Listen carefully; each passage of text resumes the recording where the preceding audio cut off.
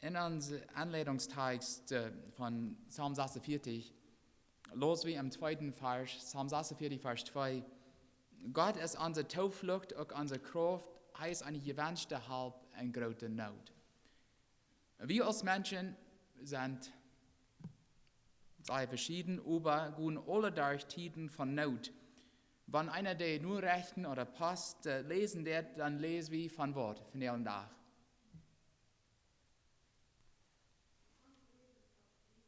Ja, Unfrieden, Streit, auch eine Regierung. Was noch?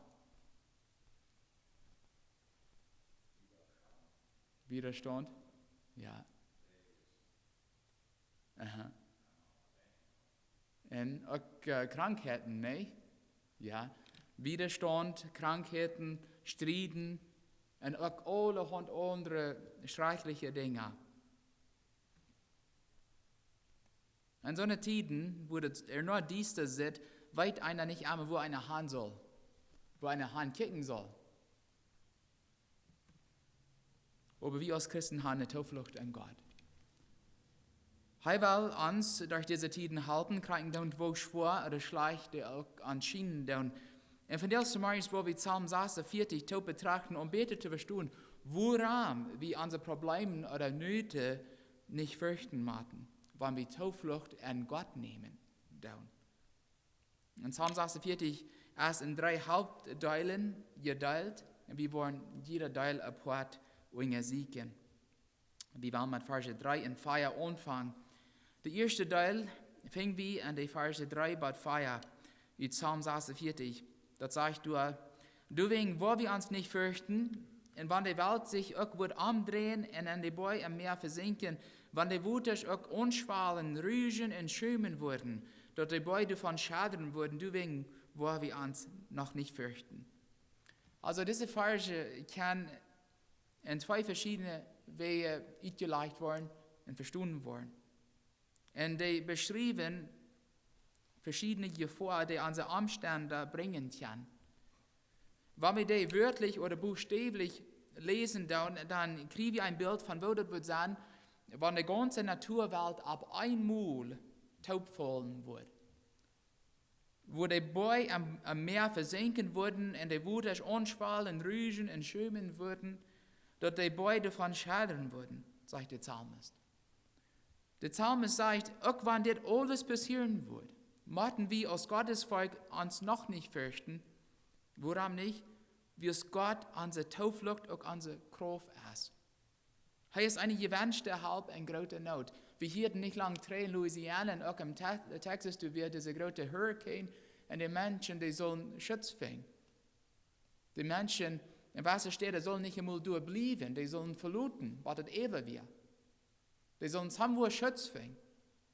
Und der Psalmist sagt auch, wenn uns Leben so sieht, sagt Gott, nimm Schutz an mich. Ich sehe du.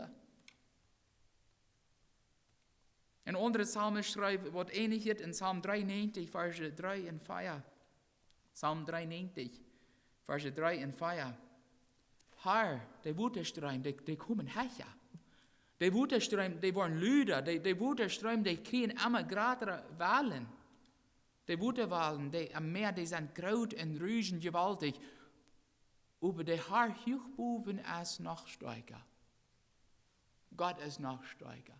Der ist noch heicher.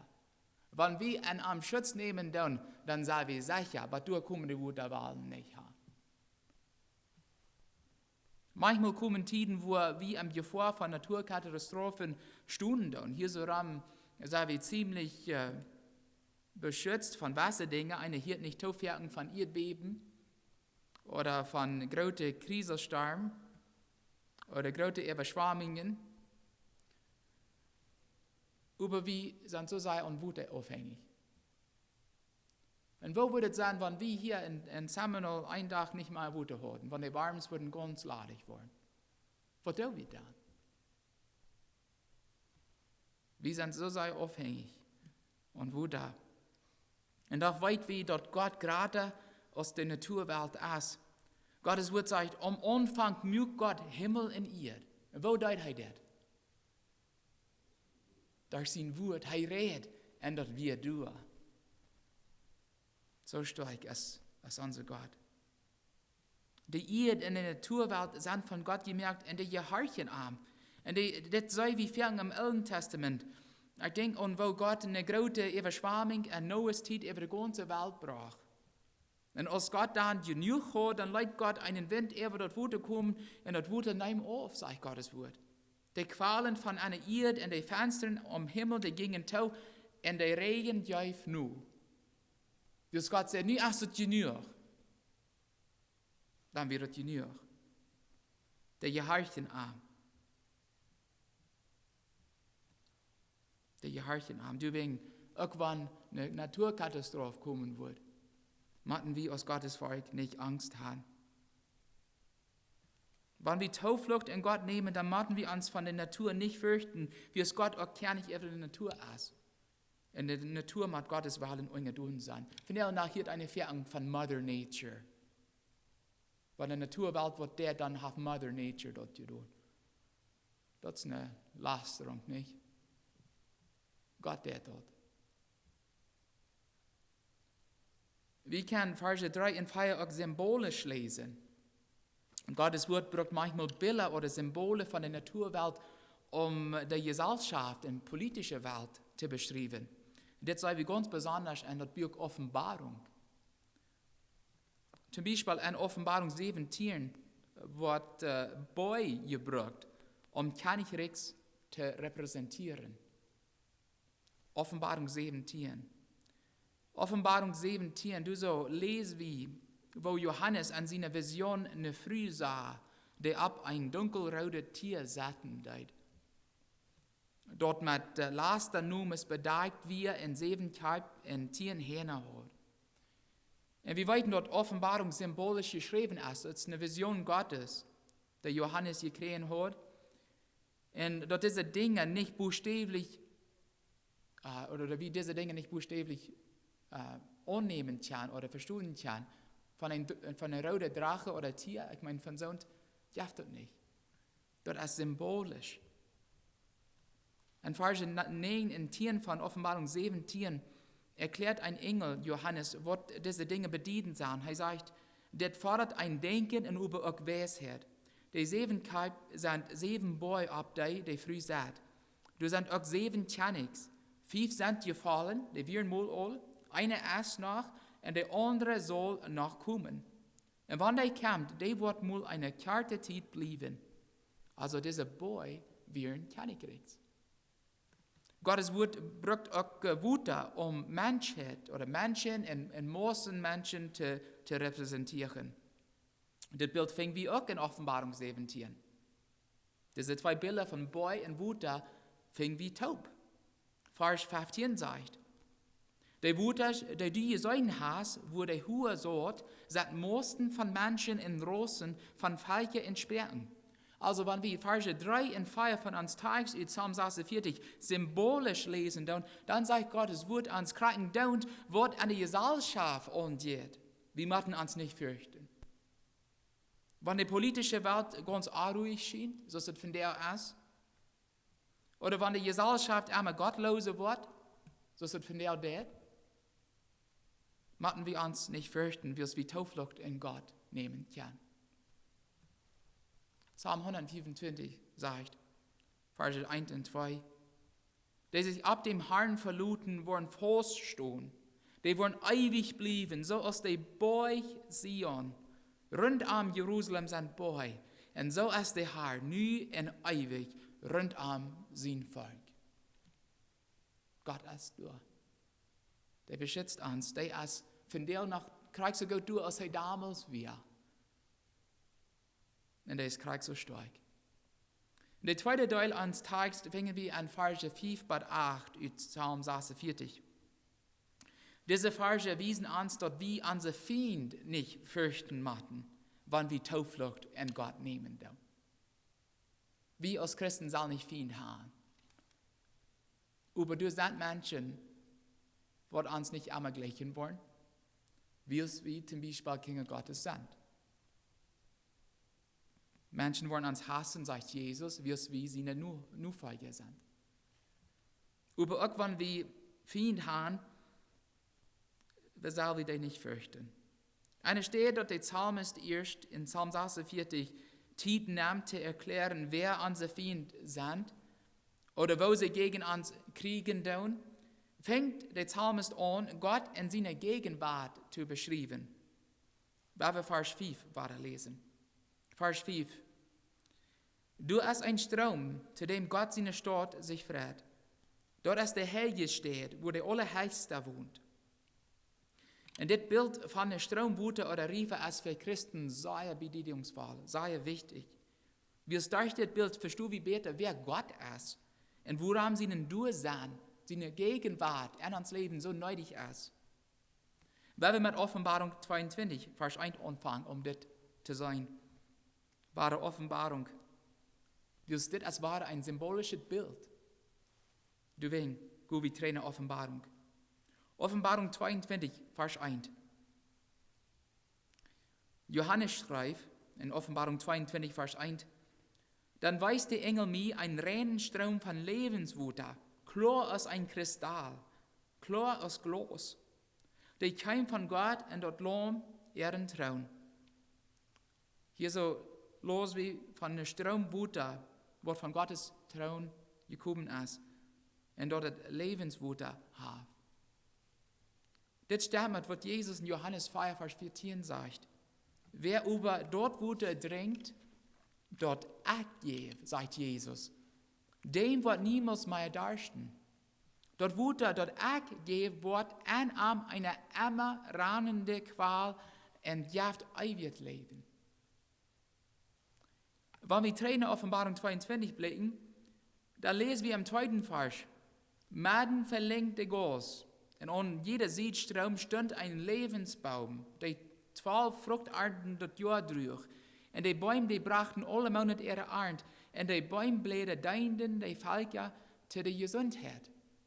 So durch Gottes Wuterstrom kriegen wir als Kinder Gottes alles, was wir fehlen, um jährlich gesund zu bleiben und jährliche Frucht für Gott zu drehen.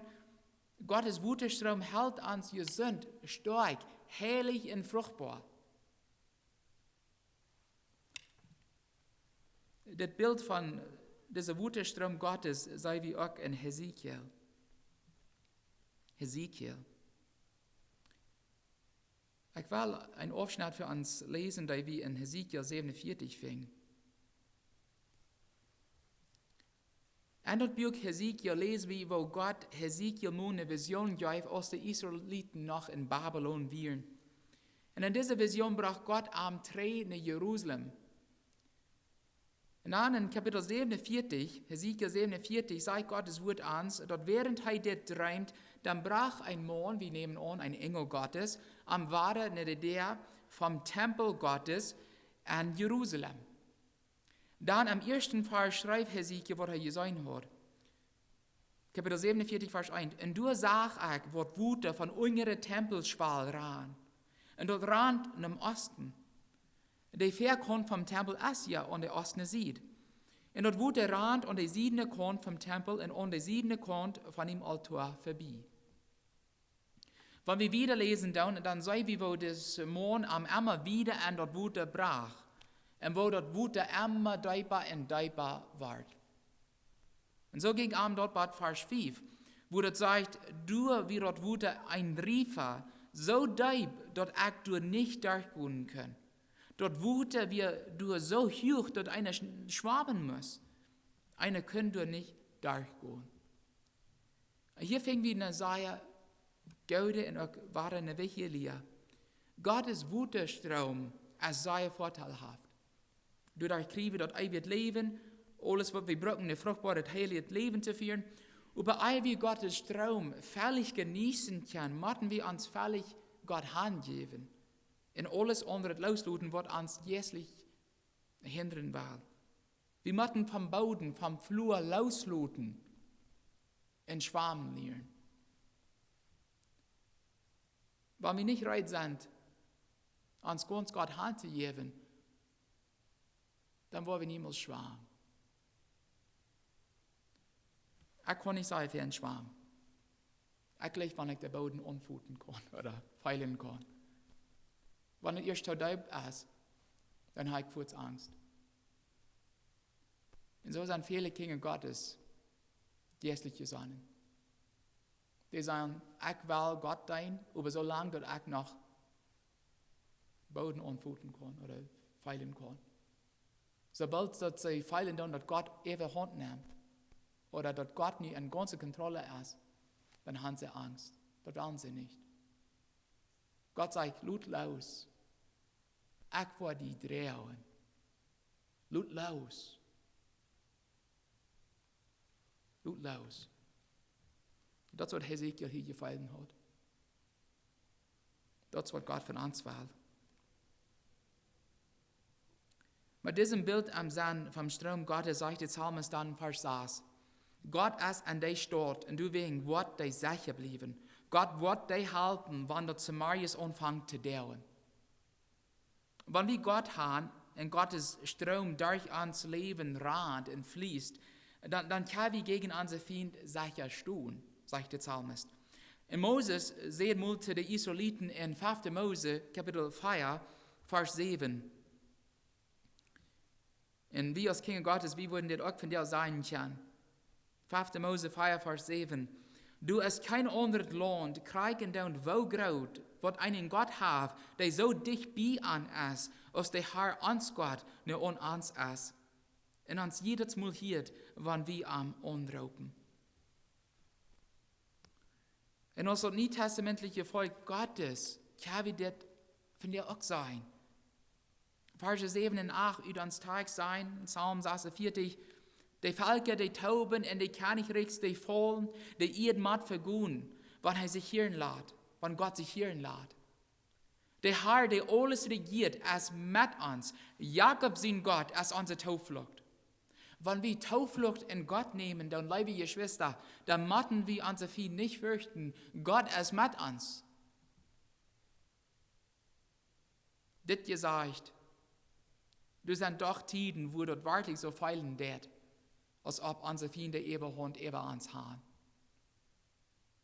Obwohl wir Gott dich bleiben tun. In so einer Tiden müssen wir Gott treu bleiben und stark im Glauben bleiben, wie es Gottes Wort sagt, Gott wird dich halten, wann dort Samarias anfängt zu dauern. Was meint das? Als Bibelleser weit wie wo Gott den Israeliten ehemals am letzten Moment halten will. Zum Beispiel, wo er die Israeliten von den Ägyptern beim Roten Meer geraten hat. Die Ägypter werden Messkrieg durch. Aber dann leid Gott ein Wunder. Oder wo Gott die Juden von Haman verschont hat. Gottes Wort sagt in 1. Kapitel 9, Vers 1. 1. 9, Vers 1. Am 13. Tag in der 12. Monat aus dieser Ordnung vom König in Kraft kam, hatten die Gegner von den Juden gedacht, dass sie würden Macht über die Juden haben. Aber, das Wort über kommt hier nach. Aber das kam grad den anderen Weg aus, und die Juden hatten die Macht über ihre Feind. Denk an Daniel, wo Gott arm am Lebensloch bewahren hat. Oder Daniels 3 Freunde, die am heiten Hartofen geschmeten werden.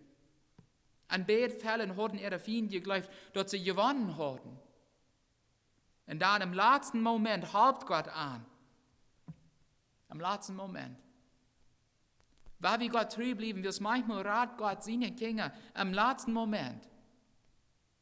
Um uns zu wiesen, dass kein Lehr hoffnungslos ist, wenn Gott mit uns ist. Er will sein, ob wir uns wirklich an ihm vertrauen wollen. Ob wir wirklich treu bleiben wollen. Auch wenn wir die Lebens und sein können. Auch wenn der heute hat auf den Ohr gemerkt wird. Auch wenn der Gegner gegen uns kommt. Bleiben wir am treu. Und das bringt uns zum dritten Teil ans Text. Und die Verse 9 bis 12 sagt der Psalmist, dass wenn wir Zuflucht in Gott nehmen, dann müssen wir uns nicht fürchten, wie es Gott immer siegen wird. Verse 9 bis 10 sagt der Psalmist, Kommt, bekicke mal den Herrn seiner Worten und die Verstimmung, die er aber ihr eurecht hat. Der in alle Welt mit allem Krieg ein Ing merkt, der die Bäues zwei bricht und die Spießen zwei schlitt und die Kriegsbäues mit 4 verbrennt. Wo Gott am Krieg angrieben, der liebe Geschwister, ihr werdet hei wo fährten. Aber Mal. Wo Menschen gegen Gott gestritten haben, haben sie immer verloren.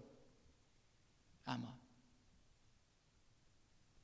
Lass mich ein paar Verse uns lesen, um eine Beispiel zu geben.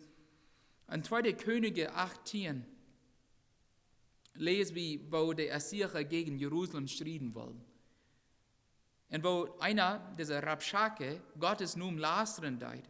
Lass mich Vers 35 lesen, der wir in 2. Könige 18 fingen da.